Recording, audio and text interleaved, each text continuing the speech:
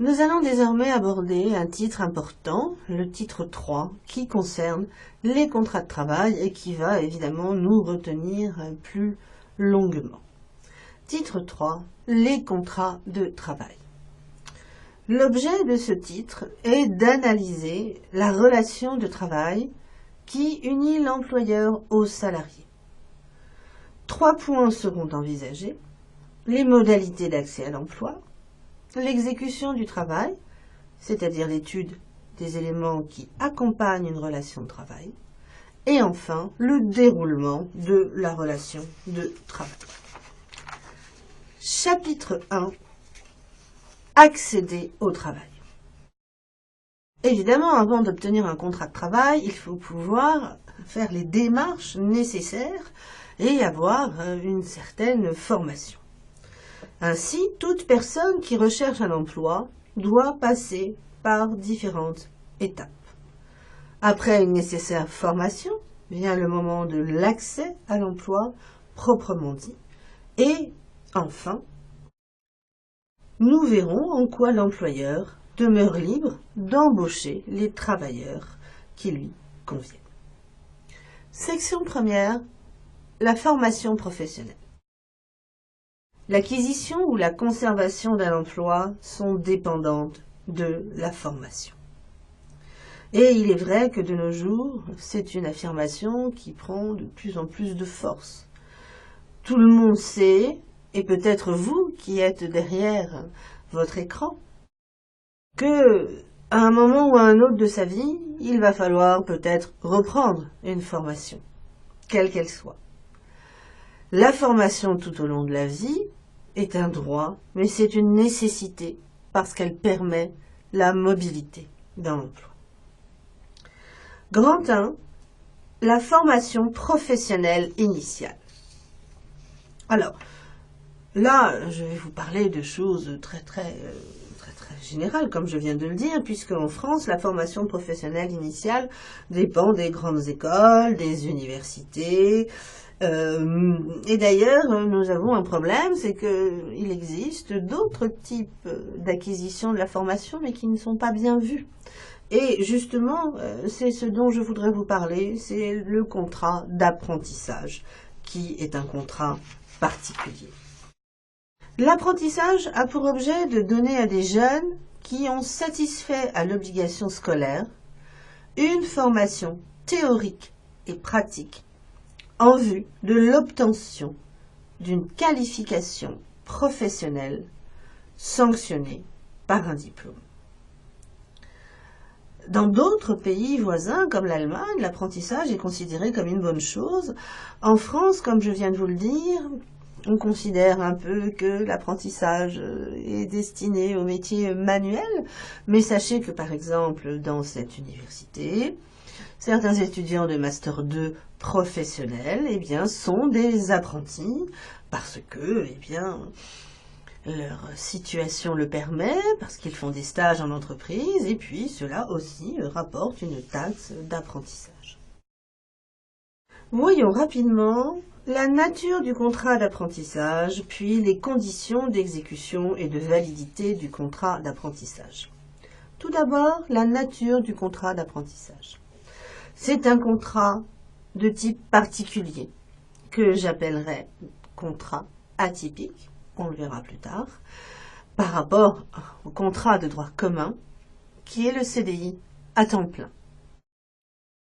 Contrat de type particulier, par lequel l'employeur s'engage, outre le versement d'un salaire fixé suivant des modalités propres, à assurer une formation professionnelle à un jeune travailleur.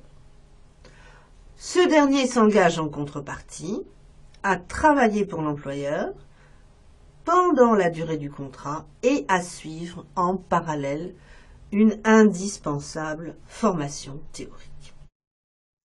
Qu'en est-il maintenant, deuxième point, des conditions d'exécution et de validité du contrat d'apprentissage? C'est un contrat très réglementé, très encadré par la loi parce qu'il touche des jeunes qui parfois ne sont même pas majeurs. Et donc, il convient de s'assurer que les conditions d'exécution du travail entrent dans le cadre de la loi.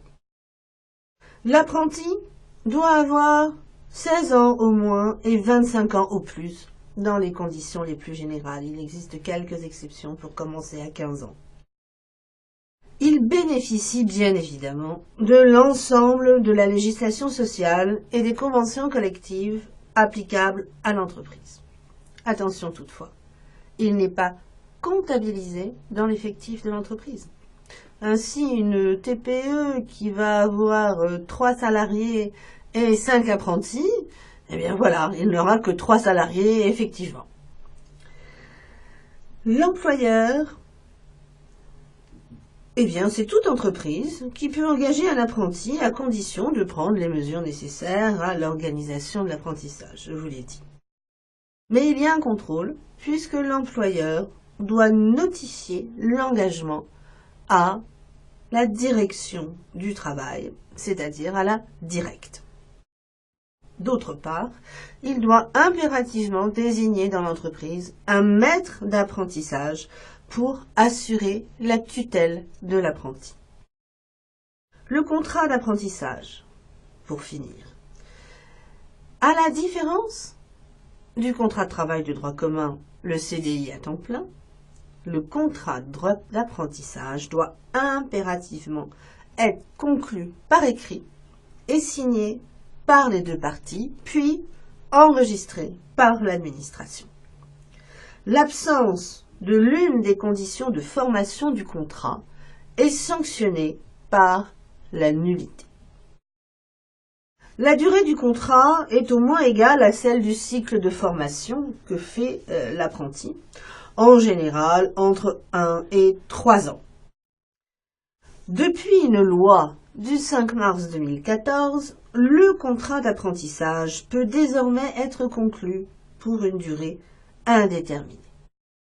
Il débutera alors par une période de formation égale à celle de l'apprentissage. Comment s'organise la fin du contrat d'apprentissage? Eh bien, évidemment, selon la logique, il va prendre fin à son terme. Mais les relations ne sont pas toujours très simples dans le cadre de l'apprentissage. Quelquefois, les apprentis ne travaillent pas très bien, ou bien au contraire, le maître d'apprentissage est un peu un esclavagiste. Combien d'apprentis avons-nous vu qui passaient le balai toute la journée sans rien apprendre de leur métier? C'est pourquoi le contrat d'apprentissage peut être résilié librement par l'une ou l'autre des parties pendant les 2 premiers mois du contrat, sans que cette résiliation donne lieu à indemnité. Passé les 2 premiers mois, eh bien là, on ne peut plus faire ce qu'on veut. La résiliation du contrat ne peut intervenir que sur accord express des parties, c'est-à-dire une résiliation amiable par écrit, ou par décision du Conseil des prud'hommes en cas de faute grave de l'une ou l'autre des parties, et évidemment plus spécifiquement de l'apprenti. Est-ce que les apprentis sont rémunérés? Eh bien oui, c'est l'une des particularités de l'apprentissage et qui fait que certains jeunes qui veulent commencer à rentrer un peu plus vite dans la vie active vont choisir cette modalité de travail. La rémunération est fixée en pourcentage du SMIC et elle varie en fonction de l'âge et de l'ancienneté du jeune concerné. La formation extérieure, nous n'en avons pas encore parlé. Peu de choses à dire, vous le savez certainement. Elle est dispensée dans des centres de formation d'apprentis, des CFA, qui sont parfois de qualité différente. Et cette formation, à la fois théorique et pratique, est destinée à compléter la formation reçue en entreprise. Pour finir, parlons sous. L'apprentissage, ça représente de l'argent. Un employeur qui va embaucher un apprenti va se trouver pour une grosse partie, exonéré des cotisations sociales. Il y a donc un avantage certain d'avoir un apprenti. Et de manière générale, l'apprentissage est financé par la taxe d'apprentissage versée par les entreprises. Voilà pour la formation initiale et la spécificité de l'apprentissage sur laquelle j'ai voulu m'appesantir un petit peu parce que je trouve que c'est un contrat méconnu mais qui mérite de l'être plus. Voyons donc ce qu'il en est de la formation professionnelle. Grand 2, la formation professionnelle continue. La formation professionnelle succède à la formation initiale et va, comme nous l'avons déjà envisagé tout à l'heure, accompagner le travailleur tout au long de sa vie. Elle va lui permettre de s'adapter au changement des techniques et des conditions de travail et de manière plus personnelle, de favoriser sa promotion sociale ou sa reconversion. Tout en sachant que le salarié, la plupart du temps, n'a pas à financer entièrement sa formation professionnelle, puisque les employeurs doivent financer la formation professionnelle et que le montant varie en fonction des effectifs de l'entreprise. Quel est le cadre de la formation professionnelle? Nous allons voir. Que vous ai-je donc préparé des petits points? Qui prend l'initiative de la formation et la particularité de l'actualité, c'est-à-dire le compte personnel de formation. Qui prend l'initiative de la formation? L'initiative peut émaner soit du salarié qui va, par exemple, prendre un congé de formation, soit de l'employeur dans le cadre de la politique de formation de l'entreprise. Alors, évidemment, l'employeur a des obligations en matière de formation professionnelle. Parce que la formation continue est une obligation pour lui. En application de l'article L.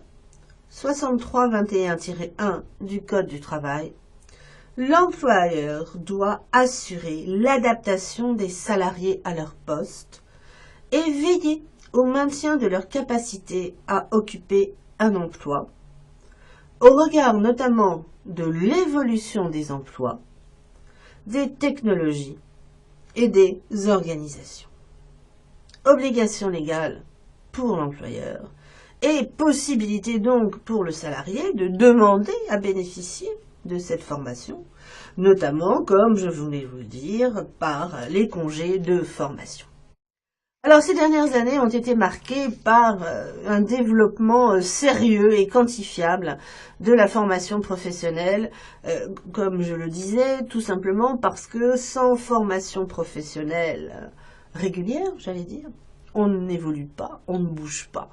Et donc, on risque non seulement de perdre son emploi, mais y avoir des difficultés d'en retrouver un autre. Une première loi du 4 mai 2004 a créé le DIF, vous le connaissez, le droit individuel à la formation, qui permettait de capitaliser des heures et de demander par la suite à en bénéficier. Par la suite, une loi du 24 novembre 2009 a permis quelque chose d'important, c'est ce que l'on appelle la portabilité du DIF.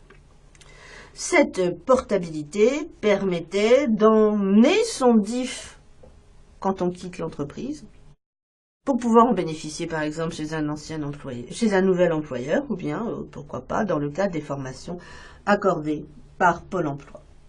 Tout ceci se complète par une mesure très importante qui s'appelle la VAE, la validation des acquis de la formation professionnelle, et qui permet à quelqu'un, par exemple, nous en avons nous très régulièrement dans l'entreprise, quelqu'un qui a travaillé par exemple 20 ans dans les ressources humaines va venir demander à bénéficier d'un master 1 en droit social, et donc il s'agit d'une étude de son dossier, on l'entend et voilà, on essaye de voir si on peut lui donner carte sur table comme ça directement ce master, ce n'est pas toujours évident. Donc le DIF fonctionnait très bien, mais afin de lui donner encore plus de force, La loi du 14 juin 2013 relative à la sécurisation de l'emploi a créé un nouveau dispositif légal qui vise à favoriser la formation et les compétences des salariés, ainsi qu'à lutter contre la précarité de l'emploi. En matière de formation, il a donc été créé un compte personnel de formation qui est entré en vigueur le 1er janvier 2015. Cette fois-ci, la différence, c'est qu'il ne s'agit pas d'un droit attaché au contrat de travail, mais un droit universel lié à la personne. Toute personne qui commence à travailler, eh bien c'est comme si elle avait attaché à elle un compte personnel de formation qu'elle va emmener partout durant sa vie professionnelle. Sans rentrer dans tous les détails évidemment de ce compte personnel de formation, il s'agit là encore d'un crédit d'heures de formation, 24 heures par année de travail, jusqu'à l'obtention de 120 heures en 5 ans. Voilà, la formation professionnelle, vous l'aurez bien compris, est une priorité nationale et ainsi également dans les entreprises. Mais cela ne suffit pas pour accéder à l'emploi. Pour pouvoir accéder à l'emploi, il y a des contrôles qui ont été institués. Section 2, l'accès à l'emploi. L'accès à l'emploi n'est pas tout à fait libre en France. Une réglementation de plus en plus précise le régit, afin d'éviter toute forme d'abus. Nous verrons en 2 points le contrôle de l'accès à l'emploi, puis les mesures relatives au recrutement. Grand 1, le contrôle de l'accès à l'emploi. D'une certaine manière, le marché de l'emploi se doit d'être libre de toute réglementation, car en économie de marché, la force de travail est une marchandise comme les autres. L'offre d'emploi émane des entreprises et va à la rencontre des demandeurs d'emploi, ce qui veut dire que l'État a normalement une attitude d'abstention. Mais ça, c'est la théorie, vous l'aurez bien compris. On n'est pas dans une situation pratique qui correspond. En France, même si le marché de l'emploi est libre, on sait très bien que l'État va intervenir en instaurant des contrôles que nous allons très vite passer, mais aussi en s'immisçant dans la vie professionnelle, en créant des contrats aidés, les contrats d'avenir, les contrats de génération, qui sont des contrats un peu fictifs parce qu'ils ne vont pas durer toute la vie, mais qui vont avoir déjà le grand mérite de faire baisser le taux de chômage. Alors, il existe à la fois des contrôles pesant sur les employeurs et des contrôles renforcés à l'égard des travailleurs étrangers. Pour finir, nous verrons en quelques mots ce qu'est le service public de l'emploi. Grand A, des contrôles pesant sur les employeurs. L'État intervient dans le contrôle de l'emploi depuis 1945, puisque toute entreprise doit tenir à jour une déclaration des mouvements de main-d'œuvre ainsi qu'un registre spécial des mouvements de personnel que l'inspecteur du travail peut demander à tout moment. Depuis 1993, un document très important a été instauré afin de lutter contre le travail dissimulé.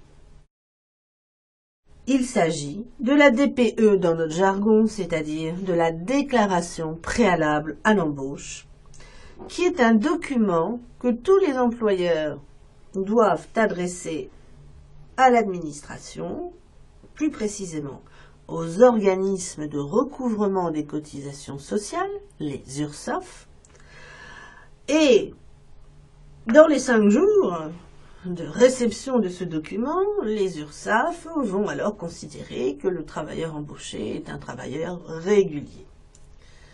Si les URSSAF ne reçoivent pas le document, eh bien on va avoir une présomption de travail dissimulé.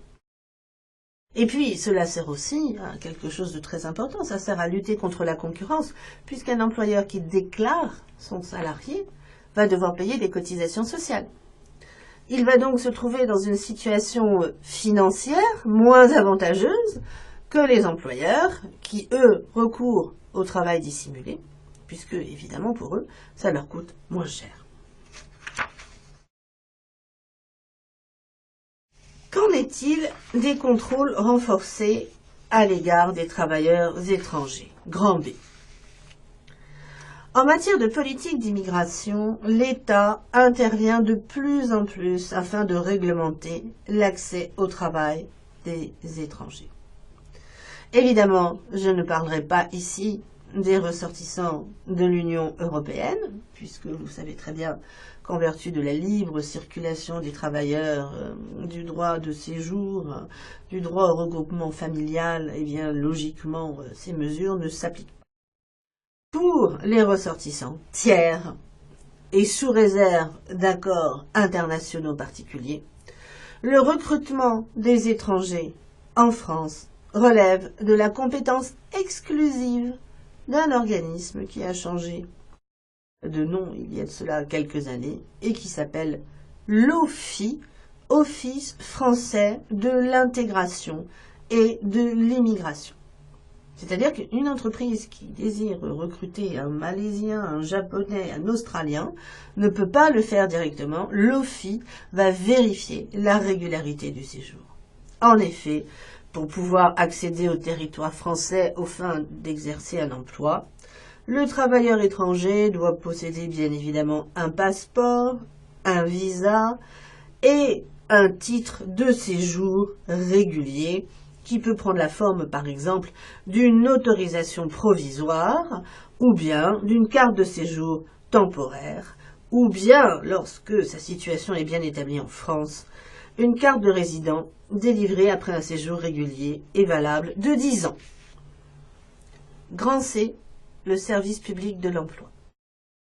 Une forme importante de l'intervention de l'État est représentée par l'existence d'un service public de l'emploi. Il fut un temps où ce service public de l'emploi s'appelait l'ANPE, l'Agence nationale pour l'emploi, qui avait été instituée par une ordonnance du 13 juillet 1967. C'était un établissement public placé sous l'autorité du ministre chargé de l'emploi et qui avait donc pour mission d'assurer le service public du placement. De nombreuses critiques, évidemment, sont venues au fil du temps s'accumuler sur la tête de cette pauvre ANPE. Et les pouvoirs publics ont alors décidé d'une grande réforme.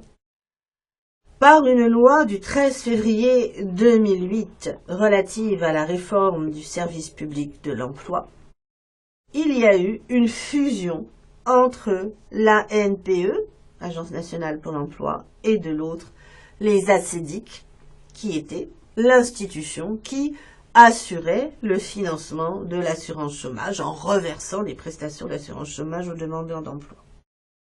Ce rapprochement a donc donné naissance à un organisme unique qui se veut plus efficace et qui s'appelle Pôle emploi. Je tiens à vous dire que l'UNEDIC, qui est l'institution qui chapeautait à l'époque l'ANPE et les ACEDIC, existe toujours au niveau national. Je ne pense pas qu'il soit ici intéressant de parler de l'efficacité ou non de Pôle emploi. Ce qui serait plus intéressant, ce serait de parler des raisons d'augmentation du chômage et peut-être pas de l'efficacité de ce service public de l'emploi.